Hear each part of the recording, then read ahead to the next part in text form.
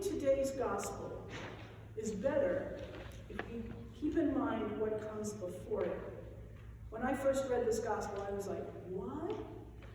But then I realized that in chapter 15, we have the wandering sheep, the lost coin, and the son who left. And in all the stories, whether it's the shepherd, the seeking woman, the father, or today, the manager or the owner, God finds us, loves us, forgives us, and accepts us back. Luther, in the Small Catechism, says God addresses our predicament with gifts of sin, of forgiveness of sins, life, and salvation. And all of these parables, including today, are about a loving and forgiving God, no matter where we've been or what we have done. So we see in today's gospel, God, as the owner, commends the steward in his shrewdness. And I caught that word shrewd, and I'm like, how can somebody be commended on their shrewdness? And so I went to the World Wide Web and I looked in Word, hippo.com, and it said that shrewd comes in kind of two parallels. There's negative shrewdness and there's a positive shrewdness. So on the negative side, shrewdness could be underhanded, dishonest, conniving, insincere, and deceitful. But on the positive side, shrewdness is intelligent, prudent, wise, savvy, clever, and insightful. And Jesus asks the disciples, though, if you can't be faithful with dishonest wealth, how can you be trusted with true riches? In other words, if you're going to use the negative side of shrewdness, then how can I trust you with the work of God? We have been given the gift of the earth, and we have been entrusted with it. But what have we done? We have kind of sat more on the negative side of being shrewd in taking from the earth what is good for us, rather than acting on the positive side of what it is to be shrewd. So much so that the next generations are concerned about their life and about living. They are not all about making big money or getting the biggest house or the most expensive car. But in general, they are a generation that's concerned about living. And they want to know that they will outlive clean air and clean water, and they will not be impacted by floods and fires. We are all pretty fortunate right now because we live in a good area, but there are people who don't live in such good areas that know these impacts already. The owner in today's gospel gave the steward the gift of managing large sums of money and products. Think oil shipments coming in from far away, like not the bottle of oil that you get off the shelf at ShopRite, but big oil shipments. Think huge ships of wheat, not Cheerios, big things. So that was what the cheating was going on with, huge things. And the owner entrusted him, but he cheated the owner out for his own good, not for anybody else's good. And when God created the earth for us and gave us dominion, that dominion was not to dominate at all costs, but it was to take care of the earth, to lean into our faith and be trustworthy in all things.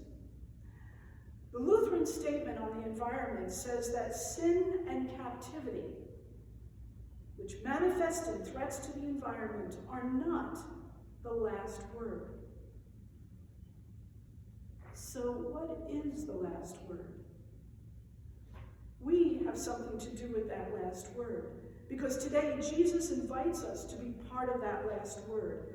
the honest and trustworthy hope. In our case, how can we gift back hope? Can we carve a bit off the cheating that occurs in our world? We've heard, I'm sure you've all heard, Gandhi's quote, "Be the change you wish to see in the world." Amos, in our first reading, reminds us that God doesn't tolerate the oppression of the poor. And in Psalm 13, we hear a lot of the same, and then how God lifts up the poor and takes the weak out of the dust. How do I oppress others shrewdly, either unknowingly or knowingly? Like, I think of the clothing that I put on my back. Am I mindful of buying fair trade clothing? Or do I want to get clothing at the best price and know that there are people in Taiwan, in China, in the Philippines, Nicaragua, far off places that are working in horrible conditions and are living far away from their families and are living in dirt and squalor, all for a pauper's salary, so that I can buy cheap and have more? How is the earth being destroyed because of my stuff? The paper. Every week I use paper. Am I mindful of recycling it? Or do I use recycled paper? Or am I mindful of the trees that get cut down for virgin paper? Plastic. Plastic fills our lives. Do you know that plastic is now found in our bodies? And it has to do with the fact that, knowingly or unknowingly, when we recycle, sometimes everybody doesn't recycle purely. So anything that's not recyclable in a pure sense gets thrown on a barge, brought out into the ocean, and dumped. And that very, very lowest end of the food chain is getting lost. And it's lost in plastic, that the fish that feed on the bottom eat plastic, and they're starting to die off. So that some of that is starting to die off, but that's what's not dead yet. The larger fish eat, and then we eat the larger fish. So we're consuming the plastic that the fish are consuming. And this, to me, all these things are part of original sin, part of a world that we live in that we get caught in. And like the steward who cheated the owner for his own benefit, people are cheating everywhere in our world. And Jesus is saying that we do not have to use negative tactics for our benefit. God has our back throughout life, and less could be more, but we need to trust.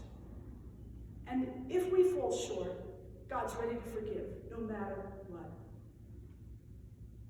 The ELC statement on the environment continues to say that only by God's promise are we no longer captive to sin and the unjust institutions that our world holds, but we are captives to hope, because we live in the shadow of the cross and the resurrection.